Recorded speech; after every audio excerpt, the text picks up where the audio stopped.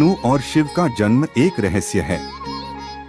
तीनों के जन्म की कथाएं वेद और पुराणों में अलग अलग हैं।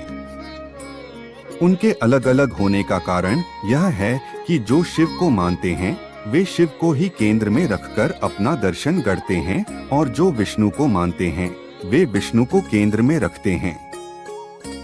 लेकिन सभी पुराण इस बात पर तो सहमत हैं कि शिव ने ब्रह्मा के पुत्र दक्ष की पुत्री सती और विष्णु ने ब्रह्मा पुत्र भृगु की पुत्री लक्ष्मी से विवाह किया था। ऐसे में सभी तरह की अलंकारिक और श्रृंगारिक कथाओं के रहस्य को समझना जरूरी है। भगवान शिव का जन्म कैसे हुआ? अलग अलग पुराणों में भगवान शिव और विष्णु के जन्म के विषय में कई कथाएं प्रचलित हैं। शिव पुराण के अनुसार भगवान शिव को स्वयंभू माना गया है, जबकि विष्णु पुराण के अनुसार भगवान विष्णु स्वयंभू हैं।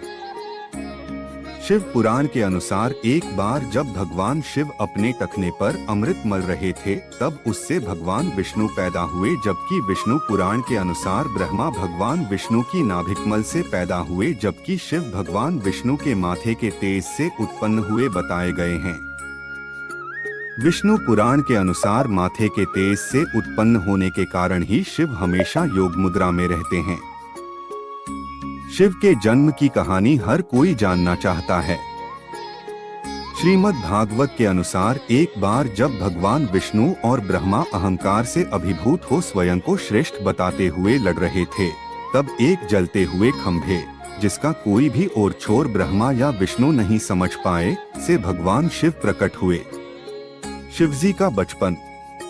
यदि किसी का बचपन है तो निश्चित ही जन्म भी होगा और अंत भी। विष्णु पुराण में शिव के बाल रूप का वर्णन मिलता है। इसके अनुसार ब्रह्मा को एक बच्चे की जरूरत थी। उन्होंने इसके लिए तपस्या की। तब अचानक उनकी गोद में रोते हुए बालक शिव प्रकट हुए। ब्रह्मा ने बच्चे से रोने का कारण पूछा तो उसने बड़ी मासूमियत से जवाब दिया कि उसका नाम ब्रह्मा नहीं है, इसलिए वह रो रहा है। तब ब्रह्मा ने शिव का नाम रुद्र रखा, जिसका अर्थ होता है रोने वाला। शिव तब भी चुप नहीं हुए, इसलिए ब्रह्मा ने उन्हें दूसरा नाम दिया, पर शिव को वह नाम पसंद नहीं आया और वे फिर भी चुप नहीं हुए।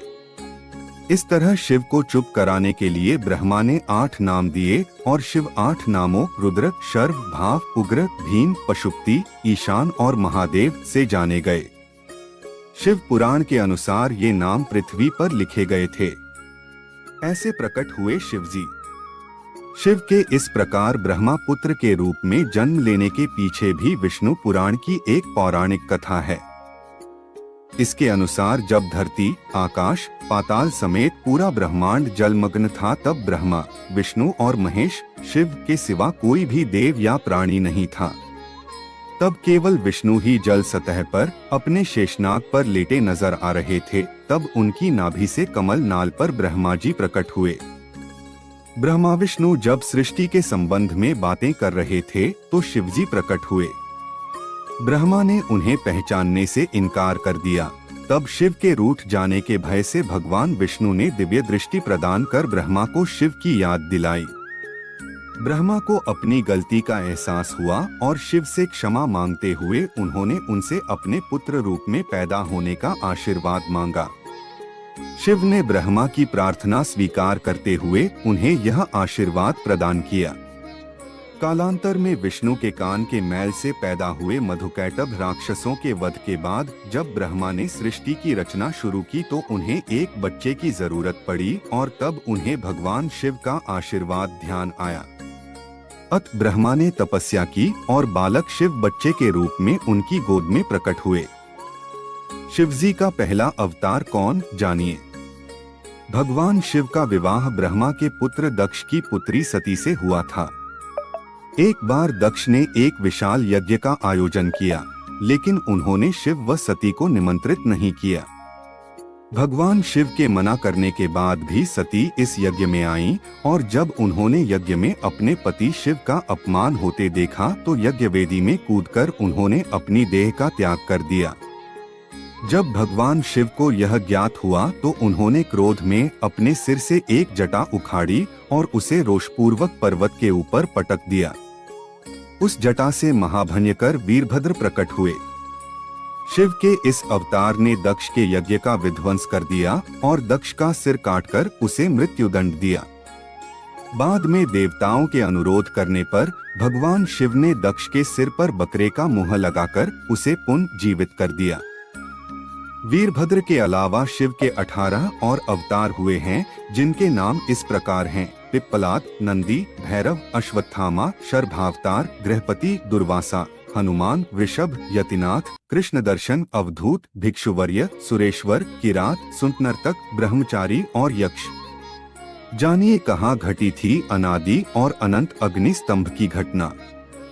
इस संदर्भ में एक कथा है कि एक बार ब्रह्मा और विष्णु में श्रेष्ठता को लेकर विवाद होने लगा। दोनों निर्णय के लिए भगवान शिव के पास गए। विवाद का हल निकालने के लिए भगवान शिव साकार से निराकार रूप में प्रकट हुए। शिव का निराकार रूप अग्नि स्तंभ के रूप में नजर आ रहा था। ब्रह्मा और विष्णु दोनों इसके आदि और अंत का पता लगाने के लिए चल पड़े। कई युग बीत गए, लेकिन इसके आदि और अंत का पता नहीं लगा। जिस स्थान पर यह घटना हुई वह अरुणाचल के नाम से जाना जाता है। ब्रह्मा और विष्णु को अपनी भूल का एहसास हुआ। भगवान शिव साकार रूप में प्रकट हुए और कहा कि आप दोनों ही बराबर हैं। इसके बाद शिव ने कहा कि पृथ्वी पर अपने ब्रह्मा रूप का बोध कराने के लिए मैं लिंग रूप में प्रकट हुआ, इसलिए अब पृथ्वी पर इसी रूप में मेरे परम ब्रह्मा रूप की पूजा होगी। इसकी पूजा से मनुष्य को भोग और मोक्ष की प्राप्ति हो सकेगी।